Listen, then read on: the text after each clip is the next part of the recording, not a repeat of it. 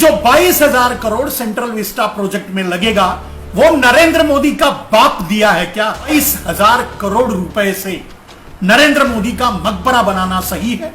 ज्ञान के रूप में ये देख रहे हैं कि नरेंद्र मोदी राम मंदिर का शिलान्यास कर रहा है, वो जिंदा नहीं बचेंगे, वो जिंदा नहीं रहेंगे राम मंदिर का दर्शन करने के लिए या राम मंदिर को बना हुआ देखने के लिए। ज्यादा लोग क्यों मर रहे हैं? क्योंकि जिसके घर में एक मृत्यु के बाद मृत्यु प्रमाण पत्र पर नरेंद्र मोदी का फोटो लगकर दे दिया जाता है, दूसरा अपने आप मर जाता है। नरेंद्र मोदी का राजनैतिक कैरियर, राजनैतिक जीवन का खात्मा किसान आंदोलन से हो जाएगा। ने लिखवा के ले लिया इस्तीफा नरेंद्र मोदी से, तो नरेंद्र मोदी तो इस्तीफा दे ना दे कोई फर्क नहीं पड़ता, वो दे ही नहीं सकते, वापस ही नहीं। अगर कल डिक्लेयर करें कि मैं वापस लेने के बारे में सोच रहा हूं, तो कल का कल शाम तक राष्ट्रपति के पास नरेंद्र मोदी का इस्तीफा अडानी भेज देंगे। नरेंद्र मोदी के बाप में भी हिम्मत नहीं है कि ये बिल वापस। नरेंद्र मोदी का अंत हो जाएगा इस सेंट्रल विस्टा से। सेंट्रल विस्टा नरेंद्र मोदी का मकबरा साबित होगा। ऐसे आम आदमी कुत्ते की मौत हाफ हाफ कर मरा है, उसी तरह से नरेंद्र मोदी हाफ हाफ कर कुत्ते की मौत मर जाएंगे। भारतीय जनता पार्टी की हिजड़ागिरी स्वीकार कर ली है, भारतीय जनता पार्टी का नपुंसकता का इंजेक्शन लगवा लिया है, तो उसके लिए कोई फर्क नहीं पड़ता। क्या 22,000 करोड़ रुपया भारत नरेंद्र मोदी को घर बनाने के लिए दे देना चाहिए? और सबसे बड़ी बात, नरेंद्र मोदी अक्सर सवाल पूछा करते थे जब कोई खर्च होता था, कुछ बातें होती थी, कुछ किया जाता था, तो पूछा करते थे ये नानी के घर से लाया है क्या, ये चाची के घर से लाया है क्या, ये पता नहीं क्या क्या कहां से लाया है क्या। अब नरेंद्र मोदी क्या ये देश को बताएंगे कि जो 22,000 करोड़ सेंट्रल विस्टा प्रोजेक्ट में लगेगा वो नरेंद्र मोदी का बाप दिया है क्या? दामोदर दास मोदी की कमाई है क्या? यह पैसा किसका है? यह पैसा हमारा है, यह पैसा आपका है, यह पैसा उन गरीब किसानों का है जो किसान आंदोलन में बैठे हैं बाहर। यह पैसा उन गरीब किसानों का है जो आज अपनी आवश्यकताओं को पूरा करने के लिए भी सक्षम नहीं है। यह पैसा उन मजदूरों का है जो अपने बच्चों का पेट पालना या अपने बच्चों को पढ़ाने की क्षमता नहीं रखते। यह पैसा उन लोगों का है जो आज 2 जून की रोटी भी नहीं कमा पा रहे हैं, बेरोजगार हो गए हैं। यह पैसा उनका है। तो क्या इस पैसे से 22,000 करोड़ रुपए से नरेंद्र मोदी का मकबरा बनाना सही है? आपसे भी सवाल है दोस्तों, आप अपने जवाब और अपने सवाल भी लिखिए। जैसे अब मैं देखना शुरू कर रहा हूं, विपिन कुमार चौबे ने लिखा है, आपकी भविष्यवाणी काफी सही साबित हो रही है, आपने शिलान्यास के समय बोले थे। धन्यवाद बंधु। कुछ बंधु ऐसे हैं जिनको याद है, मैंने ये कहा था कि जितने लोग आज धरती पर जिंदा हैं, जो पैदा हो चुके, जो पैदा होने वाले हैं उनके लिए नहीं कह रहा हूं, जो पैदा हो चुके हैं और जो अपनी आंखों से ज्ञान के रूप में ये देख रहे हैं कि नरेंद्र मोदी राम मंदिर का शिलान्यास कर रहा है, वो जिंदा नहीं बचेंगे, वो जिंदा नहीं रहेंगे राम मंदिर का दर्शन करने के लिए या राम मंदिर को बना हुआ देखने के लिए। ऐसा नहीं कि राम मंदिर नहीं बनेगा, राम मंदिर बनेगा, लेकिन जो नरेंद्र मोदी के पाप के भागीदार बने हैं, नरेंद्र मोदी को भूमि पूजन करते हुए देखा है, वो जिंदा नहीं बचेंगे। और आप देख रहे हो मेरे दोस्त, जानते हैं आप इतने ज्यादा लोग क्यों मर रहे हैं? क्योंकि जिसके घर में एक मृत्यु के बाद मृत्यु प्रमाण पत्र पर नरेंद्र मोदी का फोटो लगकर दे दिया जाता है, दूसरा अपने आप मर जाता है।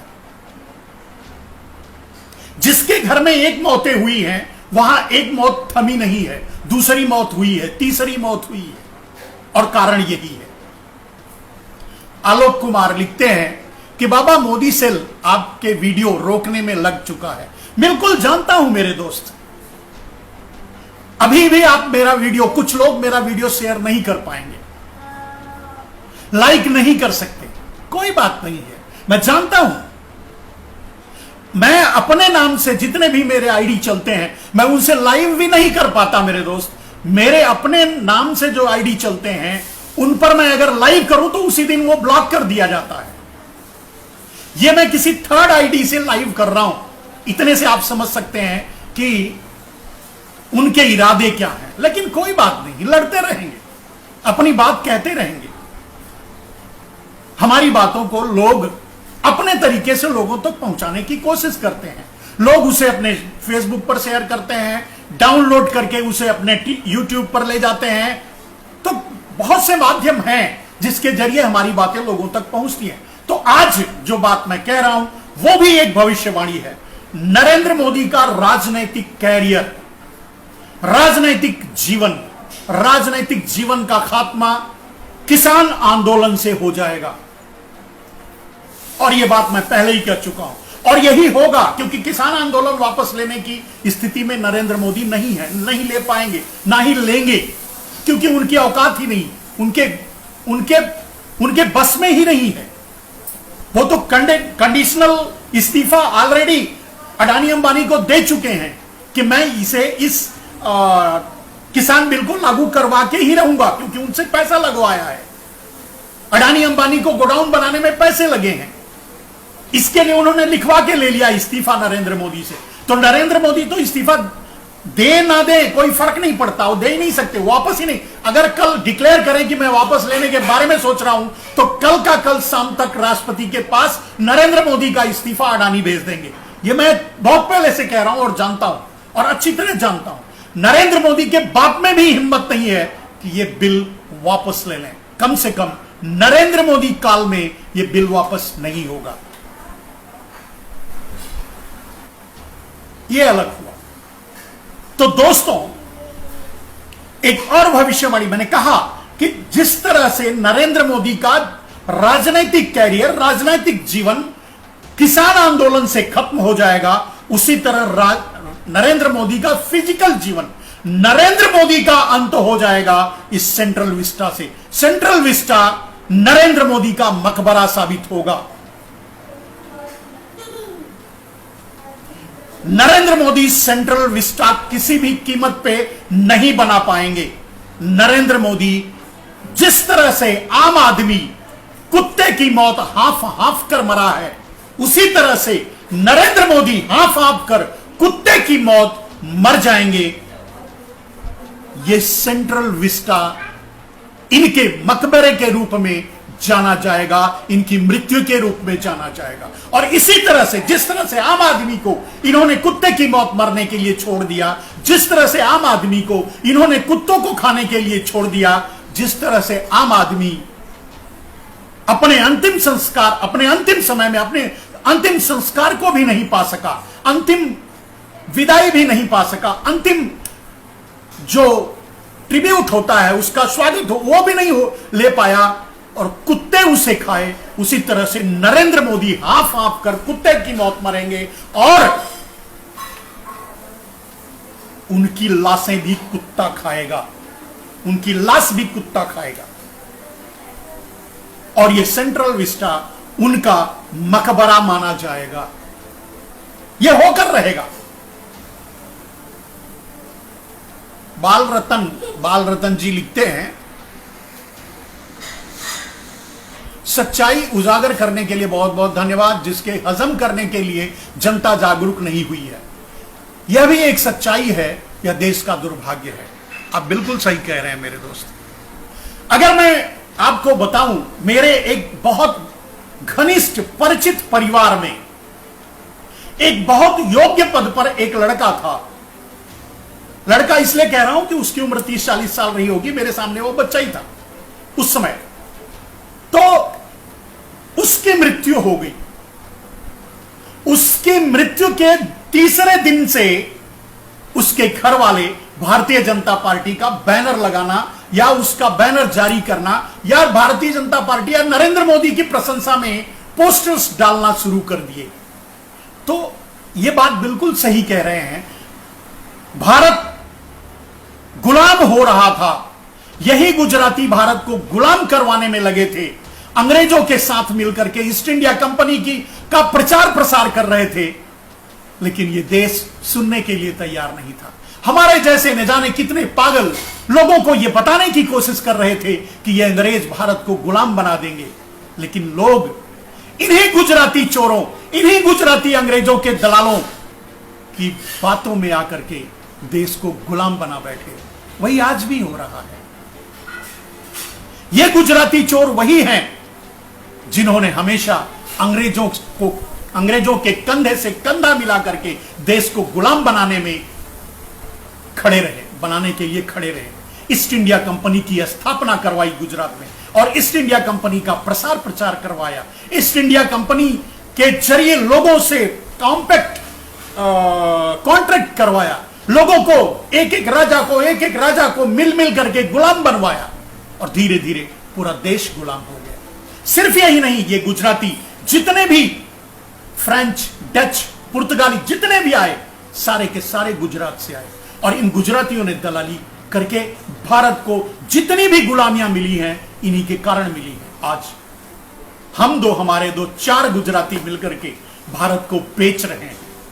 वो तो उनकी तो अपार संपदा बढ़ती ही जा रही है।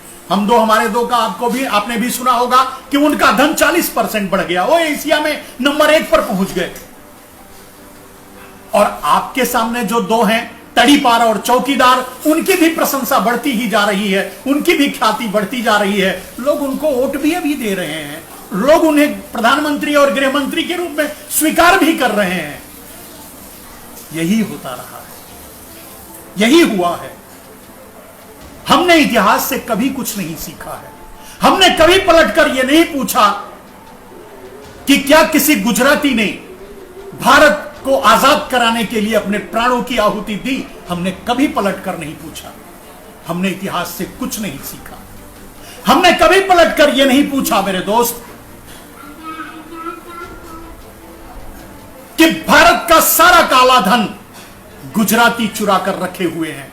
भारत के 85% संसाधनों पर अकेले गुजरातियों का कब्जा है। आखिर क्यों और कैसे? 90% बैंकों को लूटकर गुजराती बैठे हैं। 90% बैंकों को डिफॉल्टर करने वाले गुजराती हैं। 90% बैंकों का लोन गुजरातियों के ऊपर है। ये कैसे? हमने कभी पलटकर नहीं पूछा।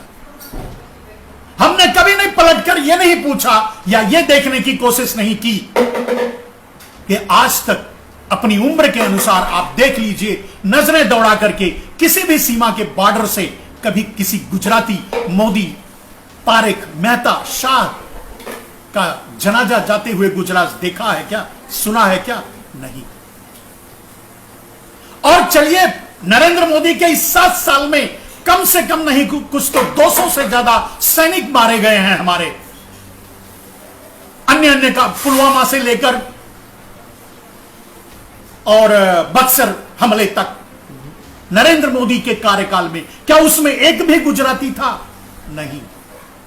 ये तो चोर होते हैं, ये तो दलाल होते हैं, ये तो ठग होते हैं, ये तो अमेरिका की दलाली करते हैं, ये चाइना की दलाली करते हैं जो नरेंद्र मोदी आज कर रहे हैं। दोस्तों, और भी मेरे भाई ने देश हित में आपकी बातें दिल को लगती हैं। अबू अरशद आजमी ने कहा है, ईश्वर आपको सेहत दे। धन्यवाद बंधु। प्रेम कुमार नमस्कार करते हैं। नमस्कार बंधु।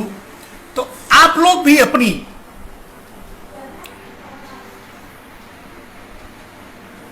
बातें लिखा करिए, अपने सवाल लिखा करिए, उनका जवाब भी हम देते रहेंगे आप लोगों के बीच, आप लोगों के साथ। लेकिन आज जो बात मैं आपसे कहने आया वो बस इतनी सी थी कि आप एक आम आदमी के रूप में भी सोचने की कोशिश कीजिए।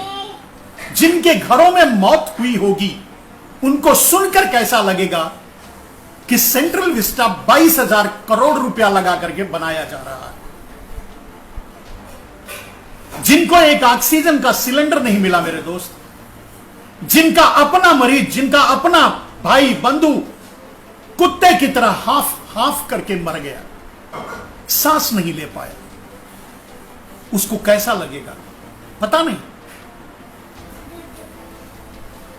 लेकिन अगर वो भारतीय जनता पार्टी का है, भारतीय जनता पार्टी की हिजड़ागिरी स्वीकार कर ली है, भारतीय जनता पार्टी का नपुंसकता का इंजेक्शन लगवा लिया है, तो उसके लिए कोई फर्क नहीं पड़ता।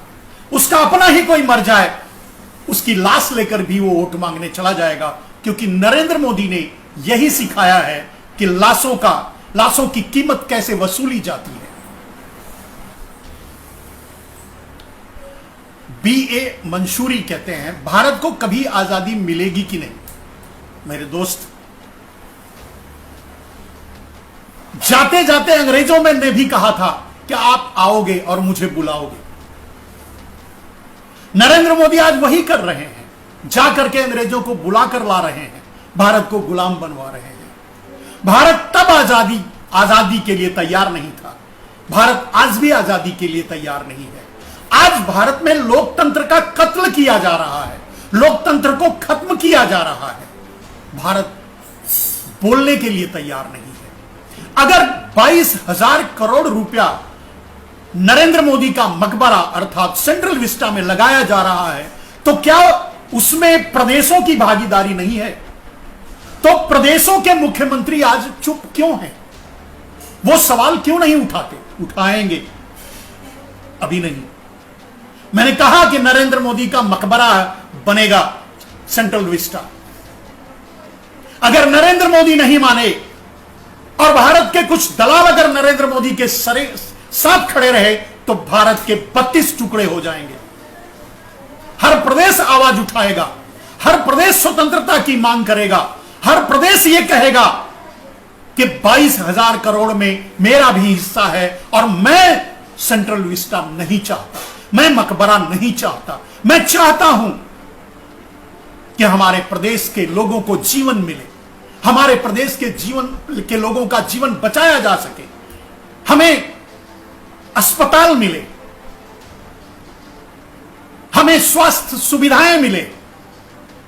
जब ये प्रदेश मांग करेंगे, प्रदेश अपने हक की मांग करेंगे कि जो 22,000 करोड़ लगाया जा रहा है उसमें हमारा भी हिस्सा है, हमने भी कर दिया है, हमारा भी पैसा है, तुम अकेले होते कौन हो ये तय करने वाले कि तुम अपने लिए मकबरा बना लोगे 22,000 करोड़ लगा करके। 8,000 करोड़ लगा करके हवाई जहाज तो खरीद लिया, क्यों, किसके लिए? 8,000 करोड़ लोगों, सिर्फ 8,000 करोड़ की बात करूं दोस्त, तो अगर 8,000 करोड़ में वैक्सीनेशन का काम किया गया होता, उस 8,000 करोड़ से हेल्थ सिस्टम को सुधारा गया होता, उस बीच में जब नरेंद्र मोदी 8,000 करोड़ देकर के हवाई जहाज खरीद रहे थे, तो 40 लाख लोग कुत्ते की मौत नहीं मरते। लेकिन इस आदमखोर जानवर के लिए कोई फर्क नहीं पड़ता मेरे दोस्त। यह आदमखोर जानवर इंसान ही नहीं है, इसे खून की खुशबू भाती है। जब तक लोग मरते ना रहें, इसे चैन नहीं पड़ता। आपने देखा कि कैसे कैसे लोगों को मारा, नोटबंदी के बहाने लाइन में खड़ा करके मारा, किसान आंदोलन के बहाने किसानों को मार डाला। किसानों को तो किसान मानने से इनकार कर दिया, किसान तो क्या इंसान मानने से इनकार कर दिया। मेरे दोस्त, इसके पाप का घड़ा अब भरता जा रहा है। मैं नहीं जानता कि जिनके घरों में उनके अपने कुत्तों की मौत मरे हैं हाफ हाफ करके, ऑक्सीजन के लिए, स्वास्थ्य सुविधाओं के लिए, दवाओं के लिए, वो इस सेंट्रल विस्टा अर्थात नरेंद्र मोदी के मकबरे को पचा पाएंगे, मैं नहीं जानता। लेकिन मुझसे तो नहीं पच रहा है, मुझसे तो नहीं देखा जा रहा है, मुझसे तो नहीं सहा जाएगा, इसलिए मैं बोल रहा हूं। और इसीलिए मैं कह रहा हूं कि ये सेंट्रल विस्टा प्रोजेक्ट 22,000 करोड़ रुपए का नरेंद्र मोदी का मकबरा। पहले मैंने कहा था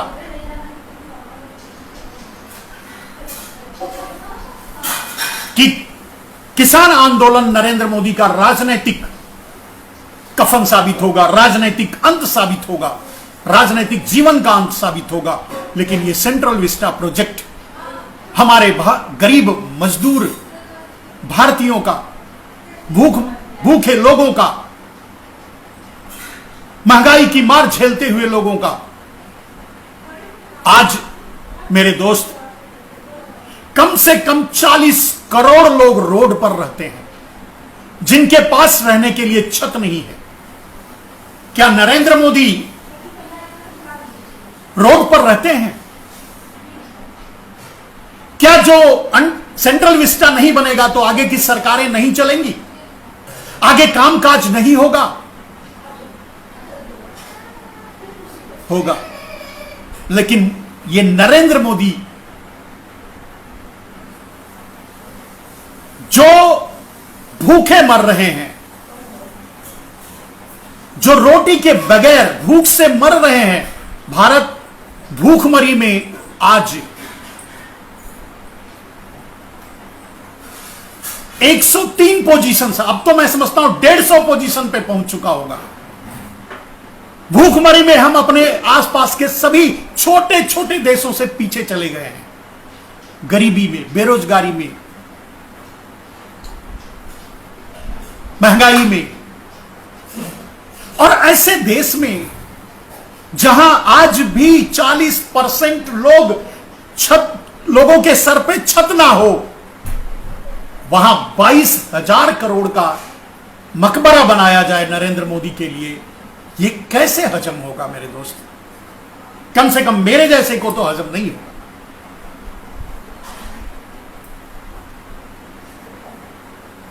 तो दोस्तों, बात बस इतनी सी आज कहने के लिए आप लोगों के बीच आया था कि आप भी अपने लेवल से इस आवाज को उठाइए, क्योंकि सुप्रीम कोर्ट भी हाथ खड़ा कर दिया है कि हम कुछ नहीं करेंगे, हमारे पास पीआईएल लेके मत आओ। एक पीआईएल दाखिल हुआ था, उस पर 1 लाख या कितना जुर्माना भी ठोक दिया कि क्यों ये लेकर के आते हो। Central Vista project essential commodity के अंतर आता है, वो बनना जरूरी है, नहीं तो नरेंद्र मोदी नहीं बचेंगे, जिंदा नहीं रहेंगे। अगर उनका मकबरा नहीं बनाया गया, अगर उनका वो महल नहीं बनाया गया, सेंट्रल विस्टा नहीं बना, तो नरेंद्र मोदी नहीं बचेंगे। उनका जान बचाना जरूरी है, इसके लिए वो बनना जरूरी है। अगर सुप्रीम कोर्ट ऐसा कहता है, अगर हाई कोर्ट ऐसा मानने के लिए तैयार हो जाता है, उसे देश में मरने वालों की, भूखे रहने वालों की, बिना छत के नीचे रहने वालों की कोई चिंता नहीं है, तो किसके सामने गुहार लगाई जाए? फिर भी एक ईश्वर है ऊपर, वो देख रहा है, और वो आगे ये निर्णय देगा। जिस तरह से भारत में 40 लाख लोग कुत्ते की मौत मरे हैं हाफ हाफ करके, नरेंद्र मोदी को भी वही मौत नसीब होगी।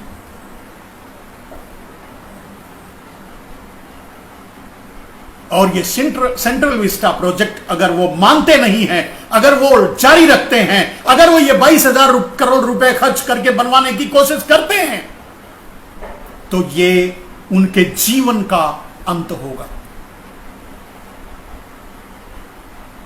यही उनका जीवन खत्म होगा। ये उसी सेंट्रल विस्टा में मरेंगे और इसी बीमार होकर मरेंगे, कुत्ते की मौत मरेंगे। जैसी मौत उन्होंने लोगों को मरने के लिए छोड़ा था, वैसी ही मौत मरेंगे। बिना ऑक्सीजन के मरेंगे, चाहे कितनी भी ऑक्सीजन दे लो, मरेंगे। दोस्तों, आज के लिए बस इतना ही। जय हिंद।